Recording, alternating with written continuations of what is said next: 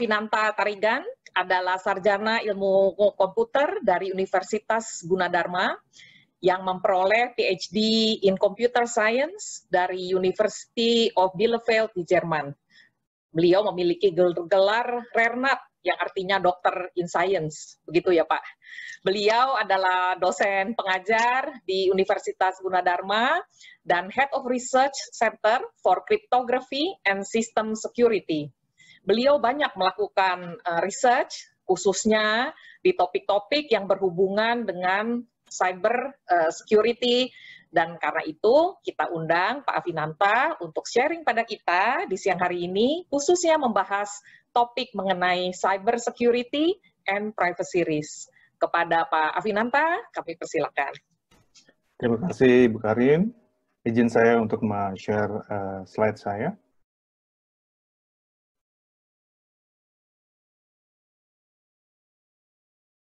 Oke, Bapak Ibu sekalian, Assalamualaikum warahmatullahi wabarakatuh. Yang terhormat Pak Budi Tambu Bolon beserta semua jajaran pengurus dari AAJI, yang terhormat juga Bapak Khatib Basri, Ibu Inggit Primadevi, dua narasumber yang telah memberikan banyak pencerahan buat kita semua. Dan tentunya tadi ada Pak Rizwinandi yang sudah left, tapi nanti kita akan diskusi banyak tentunya dengan OJK. Saya Afinanta Tarigan, tadi terima kasih sudah diperkenalkan oleh Ibu Karin. Saya dosen di Universitas Gunadarma. Saya juga membantu di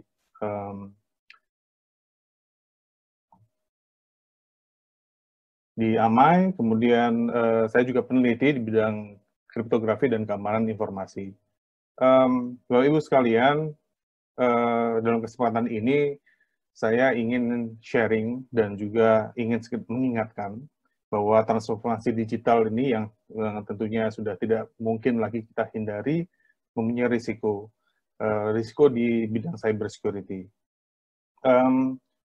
Tadi sudah dikatakan sebelumnya bahwa semua terjadi transformasi yang dulunya sering KTM, sekarang kita gunakan channel digital, kemudian banyak orang sudah beralih ke e-commerce dibandingkan kita harus pergi ke belanja ke Alfamart atau ke Indomart ya, dan lain sebagainya. Termasuk juga diantaranya adalah pergeseran yang mungkin terjadi di dunia industri, di dunia asuransi, yang artinya mungkin akan terjadi polis digital dan lain sebagainya. Dan juga termasuk diantaranya adalah automation. Dan kalau kita lihat pertumbuhan penduduk digital di dunia ini yang sekarang sudah sampai 7,75 billion, dan di Indonesia sendiri sudah 64% dari penduduk Indonesia yang terkoneksi ke internet, dan ini terus bergerak naik. Di tahun 2019 itu sudah terjadi peningkatan sekitar 4,6% penduduk Indonesia yang memiliki handphone. Ya, jadi cukup tinggi. Dan 17% itu adalah internet users. Dan mereka juga aktif di media sosial. Nah, setelah pandemi ini, di bulan Maret, ya, kita mulai di bulan Maret tahun 2020 kemarin, terjadi pergeseran di mana terjadi lockdown di beberapa negara, kemudian PSBB, yang kemudian kita harus berhubungan dengan dunia luar melalui internet. Dan ini terekam bahwa di internet utilization di dunia ini semakin meningkat. Kalau di rumah, mungkin dulu internet koneksinya cepat sekali ya, begitu bulan Maret dan bulan April mulai menurun, itu karena kita banyak sharing dengan yang lain. Dan juga aplikasi digital yang menjadi primadona sekarang, itu adalah online shopping, kemudian video chat, termasuk diantaranya adalah video conference yang kita gunakan setiap hari, kemudian healthcare, ya, dan media dan entertainment. Dan ini cukup menguras bandwidth, Bapak Ibu sekalian. Nah, masalahnya adalah bahwa para cyber kriminal di luar sana, yang dulunya itu adalah mereka beraksi individual, mereka sekarang beraksi secara organized, ya. Kemudian mereka cukup canggih, dan mereka bergerak untuk memanfaatkan kesempatan ini. Ya, kita lihat bahwa terjadi peningkatan cyber attack di bulan Maret ya, sampai di bulan April dan Mei. Terjadi sedikit penurunan sekarang, karena mungkin orang-orang sudah mulai sadar bahwa, dan ini adalah coronavirus related cyber attack. Karena yang menjadi tema di sini adalah coronavirus, karena orang udah mulai banyak mencari informasi tentang pandemi ini, tentang virus ya, kemudian mereka memasang banyak scam, ya, email spam, email scam, kemudian web phishing, jadi web yang menyerupai suatu organisasi, jadi ini web palsu di situ, yang kemudian mereka mencari atau memaksa mereka untuk memasukkan data, atau memaksa mereka untuk melakukan donasi di situ kepada mereka. Banyak sekali modus operandi dari mereka ini. Nah, kemudian kita bergerak dari kantor, dari sekolah ke rumah. Kita menggunakan notebook kita atau kemudian handphone kita untuk mengakses data-data yang ada di kantor. Ya, sehingga personal mobile dan komputer itu diberikan akses kepada jaringan di kantor kita. Dan ini memiliki resiko, Bapak Ibu sekalian. Risiko di antaranya adalah data breach. Ya, data yang ada di kantor, yang dulunya ada di server, kita download ke notebook kita. Kita lupa bahwa notebook kita mungkin terinfeksi malware. Ya. Dan peningkatan malware ini cukup signifikan, Bapak Ibu sekalian. Ya, terutama di antaranya adalah malware untuk yang sifatnya sniffing, jadi dia capture apa yang ada di dalam screen kita, meng-capture apa yang kita ketikkan di komputer kita, yang kemudian dia juga bisa mengacak atau bisa mengambil data kita dan mengirimkannya kepada hackernya. Ya. Dan termasuk di antaranya adalah remote desktop compromise. Mereka bisa masuk ke dalam komputer kita, kemudian secara remote mengoperasikan komputer kita. Itu adalah beberapa malware yang dideteksi selama ini. Kemudian kita bergerak untuk menyimpan data kita yang dulunya hanya di server kantor atau di lokal notebook kita harus share dengan yang lain. Sehingga kita memanfaatkan cloud di situ. Sehingga data yang tadinya sangat penting, itu misalnya data rahasia perusahaan dan lain sebagainya, kita simpan di cloud untuk di-share dengan yang lain, agar kita bisa kita kerjakan bersama, kira-kira seperti itu. Nah, ini resikonya adalah bahwa begitu kita share di cloud, berarti itu adalah kita share kepada orang lain juga. Ya. Ada batasan tipis antara secure dan yang aman dan tidak aman di cloud. Ya, tergantung penyedia cloud-nya sebenarnya. Sudah banyak terjadi insiden data loss, kemudian karena mungkin tidak sengaja terhapus, atau mungkin cloud-nya offline dan lain sebagainya, termasuk diantaranya adalah data manipulation. Jadi data itu sudah ada di cloud, kemudian ada orang lain yang bisa memanipulasi data tersebut. Data breach, ya, ada beberapa insiden yang di mana data itu dicuri, kemudian dijual di dark web misalnya. Dan termasuk diantaranya adalah malware infection, yang kita file dokumen yang kita taruh di cloud, itu kemudian terinfeksi oleh malware. Ya. Kemudian kita juga mengenal beberapa insiden yang terkait dengan VCon, jadi video conference seperti yang kita lakukan sekarang ini, karena kita sudah menggunakan VCon ini, utilisasinya sangat besar sekali, mungkin sehari 24 jam itu kita menggunakan VCon, ya. Dan ternyata banyak risiko di situ. Misalnya adalah bahwa pada waktu meeting ada unauthenticated user itu masuk ke dalam meeting tersebut, kemudian dia melakukan sniffing atau dia mendengarkan. Ya. Mungkin kita merekam pembicaraan kita atau meeting kita, kemudian di-store di cloud. Kemudian itu bisa dicuri. Ya. Kemudian ada beberapa kejadian kemarin bahwa beberapa attacker bisa berhasil memanfaatkan kelemahan di dalam desktop komputernya si user, kemudian masuk, kemudian dia melakukan remote akses ke dalamnya. Ya. Dan ada juga beberapa itu bahwa dia bisa memanipulasi chat room, kemudian dia bisa memanipulasi bahwa si user itu bisa mengklik sesuatu di situ, yang kemudian setelah dia klik, kemudian dia mengaktifkan sesuatu di komputernya dia. Ya. Jadi banyak sekali kelemahan-kelemahan yang kemudian dieksplor, yang dulunya tidak pernah dieksplor oleh si hacker-hacker ini, kemudian mereka eksplor dan menemukan banyak sekali kelemahan yang kemudian dimanfaatkan pada masa pandemi ini. Dan kemudian banyak orang juga beralih ke digital dokumen. Ya, digital dokumen sebagai legal dokumen di sini. Misalnya polis tadi, diceritakan bahwa dulu polis harus tantangan basah ya kira. Kemudian sekarang kita menggunakan digital dokumen sebagai pengganti polis tersebut. Nah, jadi si user ini akan tergantung kepada integritas dari dokumen kita. Ya. Akhirnya terjadi misalnya pemalsuan dokumen, misalnya, atau dokumennya dimanipulasi karena secara digital itu mudah sekali untuk kita modifikasi. Ya. Dan banyak sekali yang lain, Bapak Ibu sekalian. Beberapa data breach yang terjadi, kemudian insiden yang cukup besar sudah kita lalui ya bersama. Ada beberapa situs e-commerce yang ada di Indonesia itu kemudian datanya tersedia dan bisa dijual di dark web ya. Dan barusan kalau nggak salah hari Senin kemarin ada satu kredit service di Indonesia. Di situ saya tutup namanya. Itu sekitar hampir 1 juta record dari data yang ada di situ itu juga bisa di-download di internetnya dengan berbayar. Ya, kemudian ada beberapa misalnya perusahaan Garmin kemarin itu ada dia dengan ransomware ya.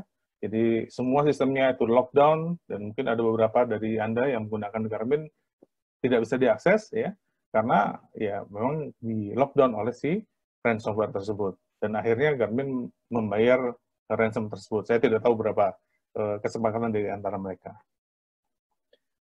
Kemudian yang beberapa yang saya catat di sini, beberapa ancaman yang lain yang ditemukan selama pandemik, itu adalah bahwa ransomware sekarang itu semakin canggih, Bapak Ibu sekalian, sehingga tidak mudah untuk mendeteksi malware atau ransomware ini, karena mereka sangat kecil sekali, sehingga signature-nya tidak mudah bagi antivirus untuk menemukannya.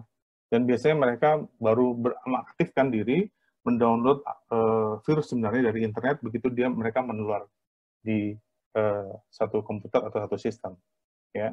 Kemudian domain yang berisi COVID-19, misalnya covid19.us, covid19.org, ya, know about COVID-19, dan sebagainya, itu banyak terregistrasi. Ini digunakan untuk phishing. Ya. Kemudian ada beberapa serangan yang cukup besar yang dibuat oleh satu organisasi yang disebut dengan APT. APT adalah Advanced Persistent Threat. Ini berisi hacker-hacker yang cukup canggih di bidangnya, yang kemudian mereka mencari kelemahan-kelemahan yang belum dikenal di sebelumnya. Kemudian mereka melakukan serangan ke beberapa site tersebut. Kemudian saya mengalami sendiri, ini Bapak Ibu sekalian, saya punya aplikasi, saya submit ke Play Store, ya, ke Play Store-nya Android, itu butuh waktu 2 bulan untuk bisa di-approve. Kenapa? Karena mereka sudah menemukan 150.000 aplikasi yang ada di Play Store, itu sudah di-load dengan malware. Ya, jadi mereka sangat ketat sekarang, jadi mereka take down 150.000 tersebut. Tapi kan 150.000 tersebut sudah banyak yang sudah menginstall. Berarti banyak sekali malware sudah terinspeksi di handphone atau notebook dari para user ini. Ya. Bahkan ada malware yang bisa membypass two-factor authentication. Kalau Bapak Ibu tahu, two-factor authentication itu adalah OTP salah satunya. Itu kita melakukan transaksi di bank, kemudian bank akan mengirimkan satu SMS, kemudian secret number yang ada di SMS itu kemudian kita enter ke website dari bank tersebut. Jadi ini adalah two-factor authentication. Tapi si malware tersebut bisa membypass si two-factor authentication tersebut dengan caranya tersendiri. Kemudian adalah online skimming. Online skimming ini adalah, kalau skimming kita tahu itu adalah cara untuk mengcopy dari credit card, sehingga credit card tersebut bisa digunakan di tempat yang lain. Nah, ini ada yang disebut online skimming, karena biasanya skimming itu offline. Ya. Ini online skimming itu dengan memanfaatkan website yang website dari merchant yang punya kelemahan tertentu, dia inject code di situ, kemudian data kredit kita begitu kita isi akan direkam oleh si yang bersangkutan, ya kira-kira seperti itu. Dan banyak yang lain. Nah, akhirnya kita lihat bahwa landscape dari cyber attack ini cukup besar sekarang. Terutama di antaranya ada di malware. Ini malware cukup besar serangannya. Kemudian di client-side attack, memanfaatkan aplikasi Vicon yang mungkin ada kelemahannya, ya. Kemudian ada data breach di situ, kemudian web application attack. Mereka mencoba mencari semua kelemahan di setiap titik yang ada di dalam sistem kita.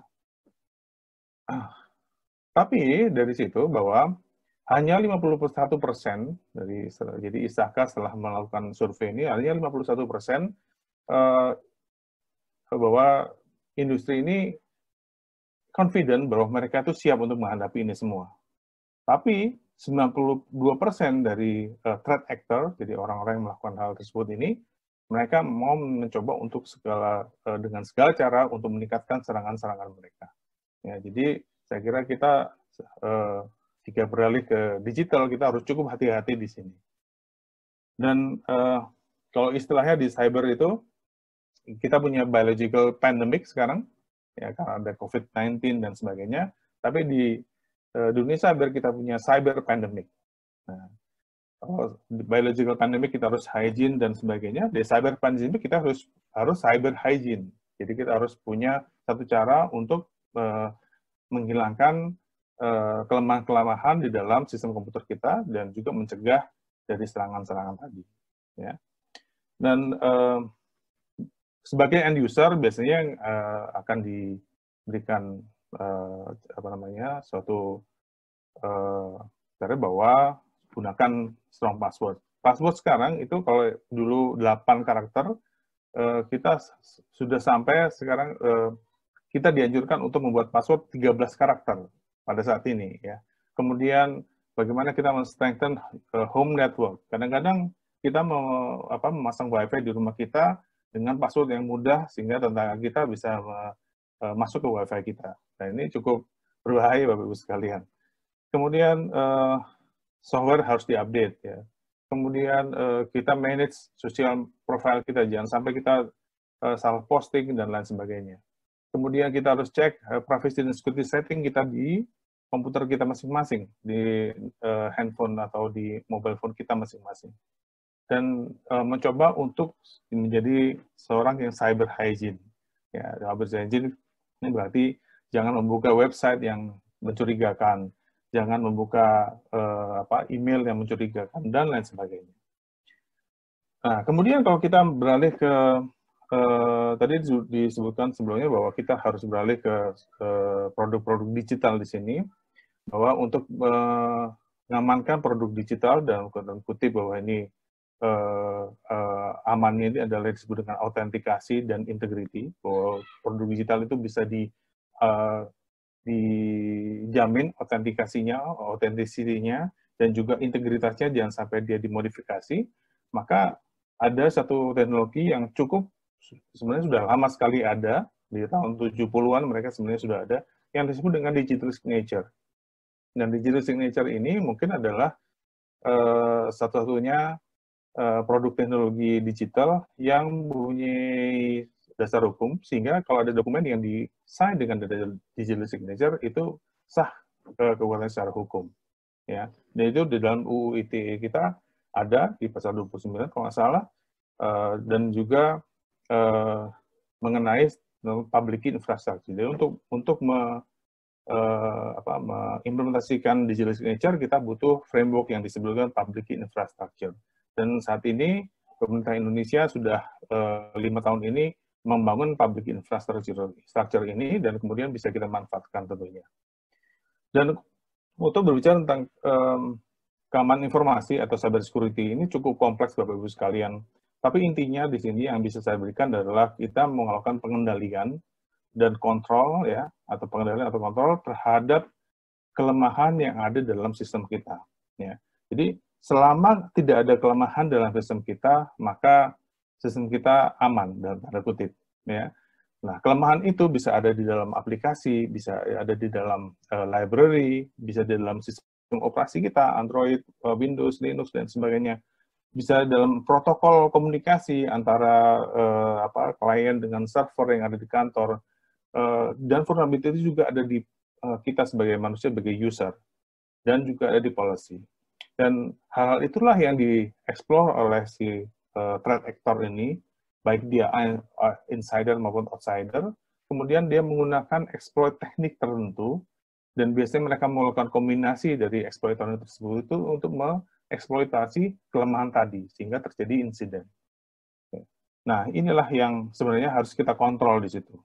Nah, untuk mengontrol itu, kita butuh biasanya adalah suatu guidelines, satu framework yang sudah terintegrasi dari waktu kita implementasikan, kemudian kita checking, ya, kemudian kita audit, dan sebagainya. Dan kita membutuhkan security management, information security management, ya. Dan itu diantaranya adalah ada beberapa standar di situ yang bisa kita ikuti, itu adalah ISO 2701, kalau di payment itu biasanya adalah PCI DSS, ya. Kemudian kita juga bisa menggunakan framework yang lain. Di Indonesia diperkenalkan tentang indeks kami itu dari Kominfo yang merupakan turunan dari 27001. Nah, yang penting dalam cybersecurity ini adalah 3 hal sebenarnya. Orangnya sendiri, man, kemudian tools yang digunakan, dan kemudian metode yang digunakan. Metode yang sudah digunakan kita sudah ada di situ. Kemudian tools bisa kita adakan. Tapi untuk membangun manusianya, ini adalah hal yang cukup sulit. Ya. Manusianya adalah bukan hanya orang yang akan menangani cybersecurity, tapi juga end user-nya. Karena end user itu adalah biasanya adalah mata rantai terlemah di dalam suatu sistem. Ya. Saya mengutip di sini adalah dua kutipan dari Bruce Nair, salah satu pakar di bidang security. Security is a process, not a product. Jadi kita bukan membeli sesuatu kemudian kita aman, Bapak Ibu sekalian. Jadi ada satu proses yang harus kita jalankan sampai kita matang, ya, mature, sehingga dalam satu level security yang cukup sehingga kita bisa aman di situ. Dan kemudian yang kedua adalah security is chain of trust. The strength is the weakest link. Ya, jadi kalau kita bayangkan security adalah mata rantai yang saling terhubung satu dengan lainnya. Dan kalau mata rantai besi itu kemudian terhubung dengan satu ikatan dengan dari plastik, maka kekuatannya hanya di plastik itu. Dan biasanya mata rantai yang paling remah itu adalah manusianya, yaitu user. ISO 27001 kalau bisa saya jabarkan sedikit, ini waktunya sedikit sekali, nggak mungkin saya bisa menjabarkan semuanya, tapi ini adalah suatu framework pengelolaan keamanan informasi yang cukup komprehensif, dan kita bisa ikuti dari mulai mendefinisikan policy sampai kepada incident response, dan bagaimana kita mengelola jika terjadi insiden di belakang. Ya. Itu adalah ISO 2701. Tapi begitu kita implementasikan 2701, kita jangan lupa diri. Karena biasanya begitu kita implementasi 2701, kemudian kita lupa, kita harus improve. Kita harus cek terus, apakah implementasi tersebut, apakah kontrol tersebut masih ada, masih bagus, ya, dan masih inline dengan standar yang ada. Dan itu perlu kita lihat maturity atau kematangan dari keamanan informasi kita, ya. Dan yang mungkin kita menuju kepada satu tingkat di mana secara filosofi cybersecurity itu adalah menjadi culture yang ada di dalam perusahaan tersebut, culture di dalam setiap kita melakukan sesuatu di cyberspace dan lain sebagainya. Ya. Jadi kalau tadi analoginya kita nanti setelah beberapa bulan ini tetap menggunakan mask, ya, kemudian kita juga hygiene, yang selalu mencuci tangan dan sebagainya. Nah, di cyber kita juga melakukan hal sama. Anti malware atau antivirus kita tetap update setiap hari, kemudian kita berhati-hati untuk membuka attachment dan lain sebagainya. Itu adalah cyber security culture yang ingin kita capai di situ. Saya ingin share sedikit tentang tim yang menjadi dream team yang ada di dalam suatu perusahaan atau organisasi. Biasanya ada dua, Bapak Ibu sekalian, yang disebut dengan Security Operation Center. Yang kedua adalah yang disebut dengan CSIRT. Jadi kalau kita lihat tadi, orang yang penting di sini. Ya, jadi membangun kapabilitas orang atau manusia untuk dapat menangani masalah keamanan informasi. Nah, di dalam Dream Team ini biasanya ada dua. Pertama adalah si SOC ini, Security Operations Center. Ini dia melakukan monitoring, dia akan melakukan threat hunting, dia akan melakukan threat intelligence, dan lain sebagainya, sehingga make sure bahwa keamanan dari sistem itu selalu terjaga. Sedangkan tim kedua yang disebut dengan GSIRT, jika ini terjadi suatu insiden, apa yang harus dilakukan? Inilah yang tim kedua yang akan melakukan hal tersebut, yang disebut Computer Security Incident Response. Ya, jadi ada beberapa orang di situ yang akan menilai bagaimana severity dari suatu insiden, kemudian bagaimana melakukan eskalasinya. Dan ini tentunya akan berhubungan dengan legal dan juga berhubungan dengan PR dan lain sebagainya. Dan di modern cyber security ini sekarang kita mengenal yang disebut dengan cyber threat intelligence. Jadi kalau dulu kita hanya secara pasif kemudian melakukan respon, melakukan detection saja, tapi kita sekarang mulai proaktif. Ya, kita mencoba mencari apa ancaman-ancaman baru di cyber security. Nah, inilah yang disebut dengan cyber threat intelligence. Dan cyber threat intelligence ini nanti biasanya kita tidak berdiri sendiri, Bapak Ibu sekalian. Jadi kita mencoba untuk mencari rekan yang lain, ya. Kemudian kita bekerja sama, melakukan kerjasama dengan tim-tim yang lain yang ada di perusahaan-perusahaan lain. Dan biasanya mereka membentuk itu dalam satu sektor, ya. Sehingga secara nasional kita bisa melihat ada suatu struktur di dalamnya yang nanti bertumbuh, yang kemudian berkembang sama, yang kemudian nanti akan secara bersama-sama mengembangkan dirinya, ya, yang sehingga kapabilitas untuk menangani cyber security dan cyber threat ini semakin baik dan semakin baik. Ya. Dan ini adalah agenda dari BSS Center-nya di Indonesia untuk mengendorse kooperasi kerjasama antara si Dream Team ini, ya. Dan mohon maaf Pak Afif, waktunya hampir habis, Pak. Oke, baik. Saya sedikit lagi bahwa yang di modern cyber security ini yang penting adalah threat hunting sekarang. Jadi kita mulai proaktif daripada reaktif. Ya, kita mulai mencoba untuk mengejar ketertinggalan kita dengan dengan para threat hunter, threat actor atau yang kita sebut sebagai attacker. Nah, mungkin itu yang dari saya bisa saya sampaikan. Yang penting di sini adalah bahwa kita untuk mengimplementasikan cyber security adalah adalah PR. Kita punya teknologi, tapi kita harus mendevelop orang di situ. Kita juga punya metode untuk melakukannya. Dan yang paling penting lagi adalah bagaimana mengedukasi user kita supaya lebih aware lagi, supaya lebih menerapkan cyber hygiene tadi, sehingga terlepas dari atau bisa menghindar dari serangan-serangan yang ada di dunia cyber. Terima kasih dari saya. Nanti akan kita lanjutkan di sesi tanya jawab dan juga discussion. Terima kasih.